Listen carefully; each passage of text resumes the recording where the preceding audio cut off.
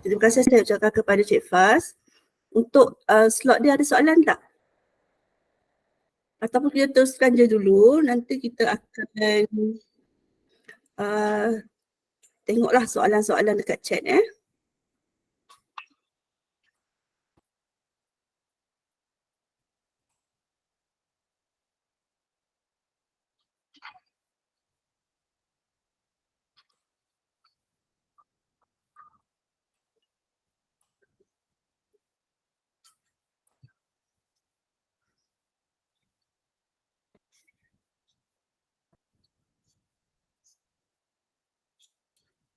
Okey, untuk topik saya ada 3 juga topik, tapi dia tak seberat ataupun sepanjang Cik Faz tadilah. Untuk topik saya hari ini ada 3, iaitu kita akan tengok dari segi pelan penurunan berat badan, macam mana kita nak target ataupun nak capai matlamat penurunan berat badan, dan juga kita akan tengoklah asas pengiraan kalori, keseimbangan tenaga, tips makan sebelum, semasa dan juga selepas bersenam, dan juga makan sihat weekly challenge. Dan seterusnya saya juga akan sentuh berkenaan dengan My Nutri Diary, dan juga saya akan sentuh berkenaan dengan satu lagi berkenaan dengan macam mana cara kita nak turunkan berat badan berdasarkan pengiraan kalori. Okey, kita tengok dari segi matlamat penurunan berat badan. Okey, untuk matlamat penurunan berat badan, kita akan ada jangka masa panjang dan juga jangka masa pendek. Kenapa kita kena buat dua ni? Sebab kalau kita buat jangka masa panjang saja, kita nampak kesan dia lambat. Jadi bila kesan dia lambat, kita dah rasa bosan, tak nak menurunkan berat badan. Jadi mula-mula sekali kita cuba fokus kepada macam mana nak turunkan berat badan, macam mana kita nak dapatkan kesan jangka masa pendek tersebut. Dan untuk matlamat jangka masa pendek, kita kena pastikan bahawa macam mana kita nak capai penurunan berat badan yang realistik. Okey, maksud realistik kat sini macam mana? Kita kena pastikanlah jangka masa pendek kita, contohnya dalam masa 6 bulan nak turun berapa kilo. Setahun tu kita kira jangka masa panjang. Dan kena pastikan benda tu realistik. Kalau kita nak turun dalam masa 6 bulan, nak turun sampai 20 kilo, itu kita kategorikan dia tidak realistik. Dan seterusnya kita juga kena pastikan kita kena perbaiki status kesihatan semasa yang kita boleh nampak. Contohnya, kita berubah daripada bulan 6 sampai bulan 12. Okay, apa perubahan dari segi status kesihatan? Yang paling kita boleh ketara nampak adalah dari segi kita punya peratus lemak ataupun kita punya total kolesterol. Dalam masa 6 bulan kalau kita berubah dari segi pemakanan, insya-Allah kita punya kolesterol juga akan berubah. Okey, dan contoh matlamat jangka masa panjang, kita kena kekalkan berat badan dalam julat yang betul. Itu jangka masa panjang lah. At least 6 bulan jangka masa pendek, dan seterusnya 7 bulan ke atas, itu kita kena pastikan kita cuba kekalkan berat badan dalam julat yang kita dah capai tadi.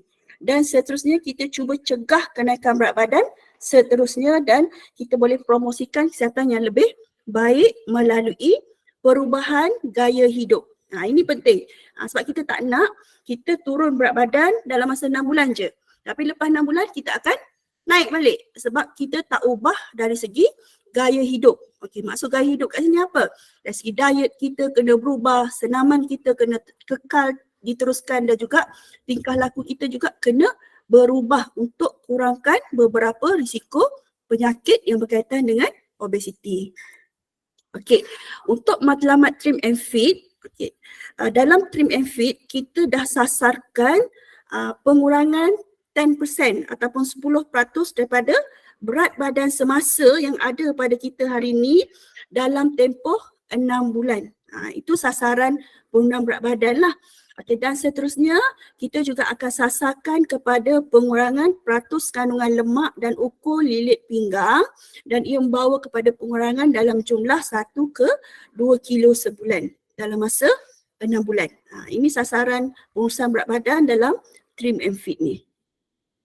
Okey, dan kita tahulah macam mana nak sasarkan berat badan, kita kena pastikan kita dah tahu kategori BMI kita kat mana.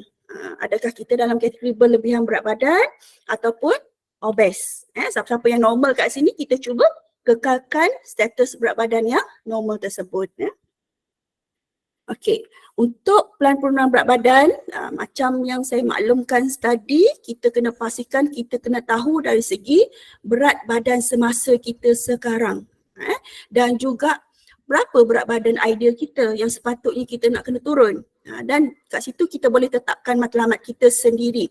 Tak perlu kita ikut kawan kita nak turun 10 kilo, kita pun nak turun 10 kilo.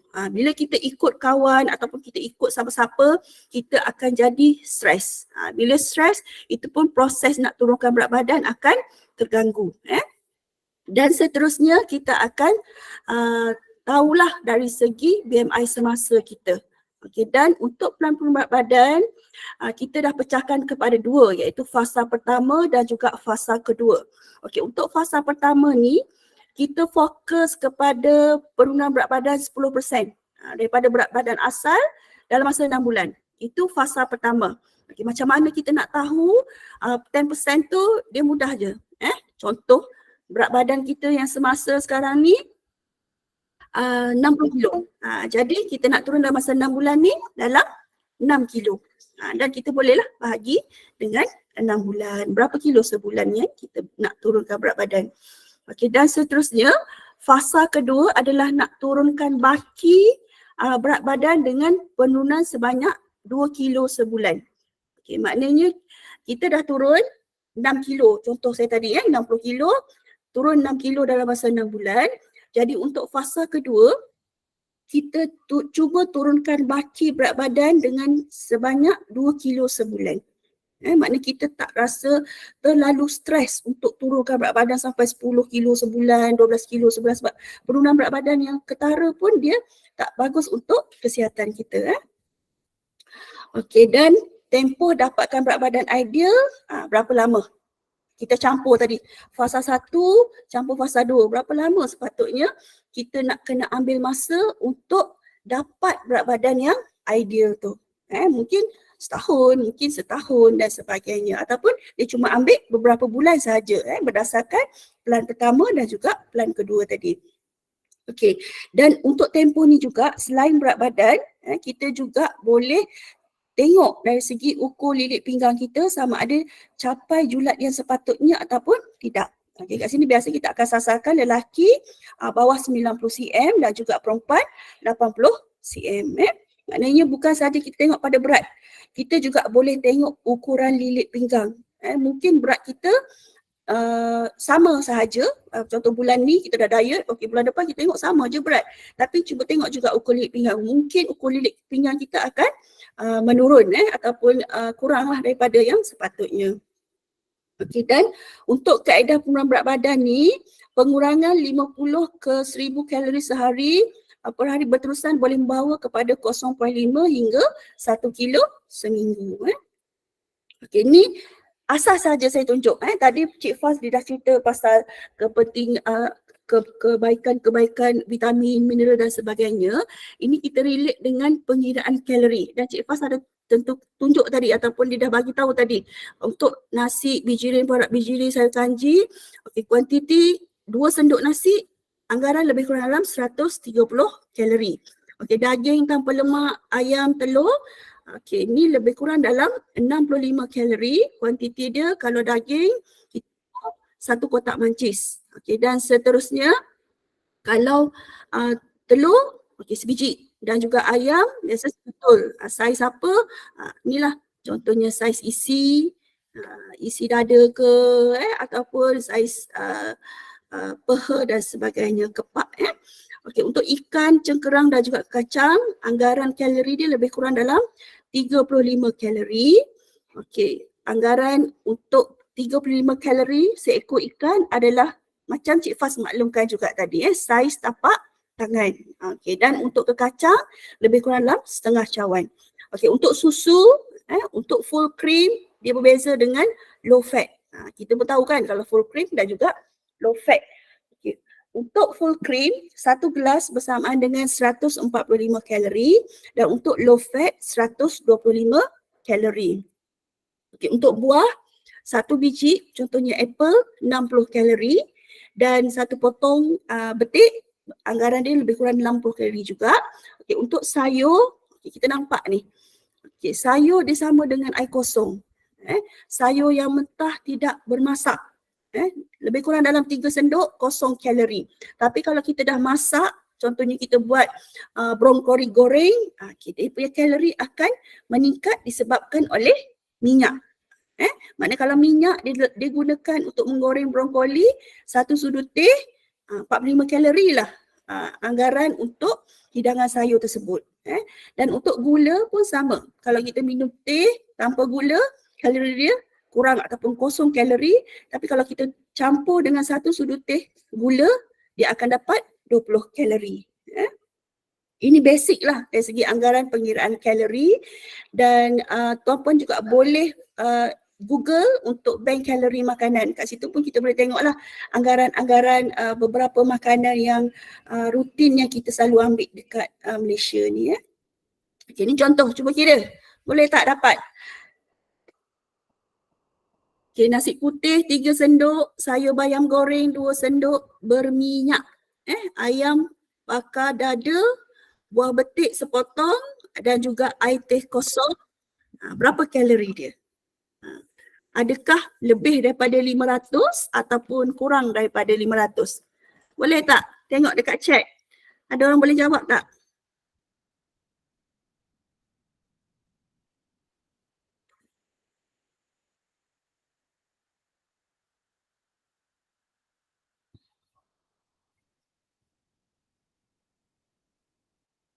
Ada sesiapa nak jawab berapa kalori ni rasa-rasa ni?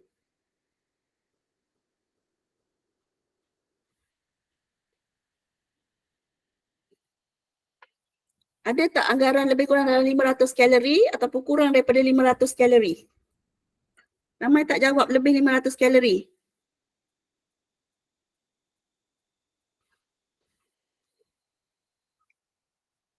Lebih, Nur Syamimi kata lebih 500. Ada lagi tak yang kira kurang 500? Okey, lebih 500, semua cakap lebih 500. Okey.